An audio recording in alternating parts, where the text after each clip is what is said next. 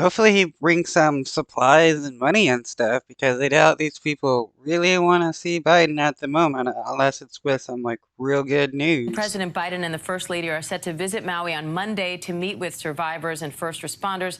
The president says the entire nation is with the people of Hawaii as they recover, rebuild, and seek to heal from the loss of family and friends. Already, from the darkness and the smoke and the ash, we've seen the light of hope and strength. First responders working around the clock. Many of those first responders impacted by the fires themselves, losing their own homes. Volunteers delivering aid by fishing boat, ferry, on jet skis. And I want the people of Hawaii to know your country's with you. As long as it takes, God bless those we lost.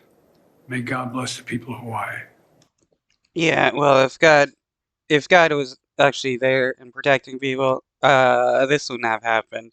Let's not bring some fictional fairy tales into this. And the White House says the president is committed to delivering everything the people of Hawaii need from the federal government. Let's bring in ABC's Ike Ajachi at the White House for more.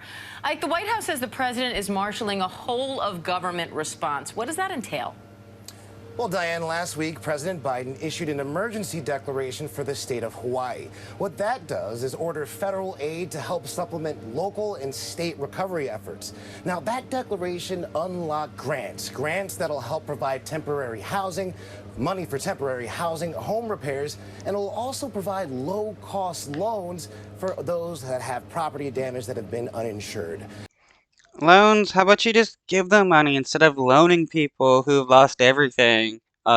It just give them money. Why do you got to give them a loan? That's just predatory. Now, according to the Biden administration, since the onset of these wildfires, there have been 300 FEMA workers on the ground in that area. And what they've done is help provide more than 50,000 meals, 75,000 liters of water, more than 5,000 cots, and of course, more than 10,000 blankets for all of those survivors around that area, Diane.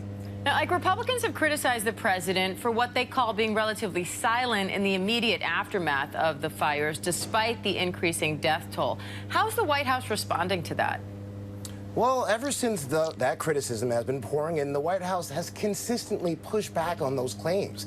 Press Secretary Karine Jean-Pierre says that President Biden has been consistently engaged with FEMA administrators and Hawaiian elected leaders. Now, they went on to say that President Biden has also fulfilled every single request for assistance that's come from Hawaiian elected leaders since the onset of these fires, Diane.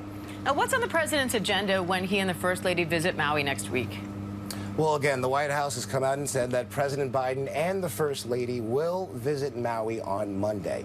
And they plan on meeting with both federal, state, and local elected leaders in Hawaii, as well as first responders and, of course, those survivors and the families of those survivors who are still mourning and grieving, and especially those families who are still searching for their loved ones in the wake of these deadly wildfires that have claimed the lives of 111 people so far, Diane. All right, I could